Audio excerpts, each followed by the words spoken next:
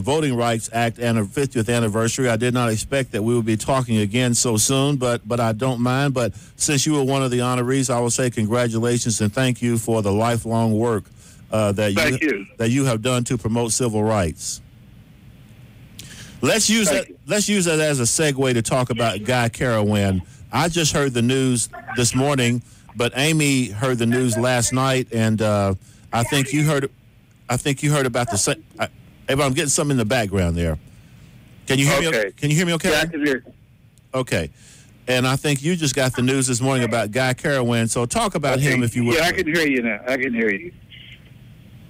Go ahead, Huey. Talk about him, if you would, please. A Guy. Well, I guess I met Guy about 50-some years ago. I guess 1960 or so, at Highlander.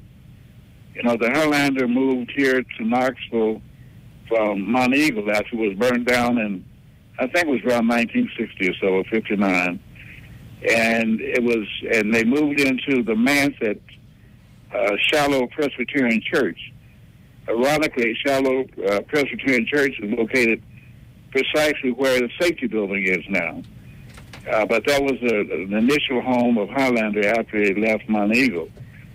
Subsequently, they moved to Riverside Drive, and thereafter they moved to New Market.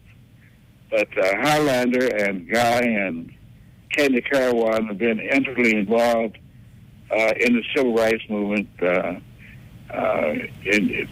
since the 1930s, really. But Guy was a person a little older than most of us in the civil rights movement.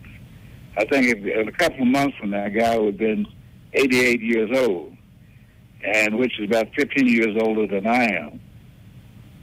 But Guy introduced the song "We Shall Overcome" to the civil rights movement. He traveled around the country. I remember so distinctly he went to Johns Island and recorded the beautiful music of the people on the island, the African people on the island of Johns Island. But again, is that he was a outstanding folk singer, musician, and freedom fighter, along with his beautiful and lovely wife, Candy. Avon, according to his, we're talking with civil rights leader and pioneer himself, Avon Rollins, one of the co-founders of the Student Nonviolent Coordinating Committee, commonly known as SNCC. Avon, Guy's bio says that he taught the song "We Shall Overcome" to the organization.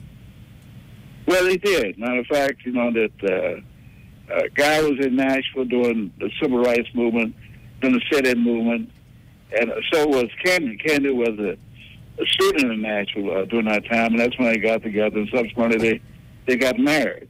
But yeah, he did. He taught the song "We Shall Overcome." We shall not be moved. Yes. Amy, I think, may have had to... Amy, tell Avon your relationship to Guy and Candy Carawan, would you please? Oh, sure. My husband, Jamie, went to school with Guy and Candy's daughter, Heather. Okay. So he grew up knowing that family, and the two families knew each other. And he was very saddened last night when we got the news. He had communicated with Heather last night as soon as he found out, and... he felt very fortunate that he was able to make that last appearance that Guy and Candy had made here locally, and was able to see him then. But he is very, very saddened by the loss of Guy.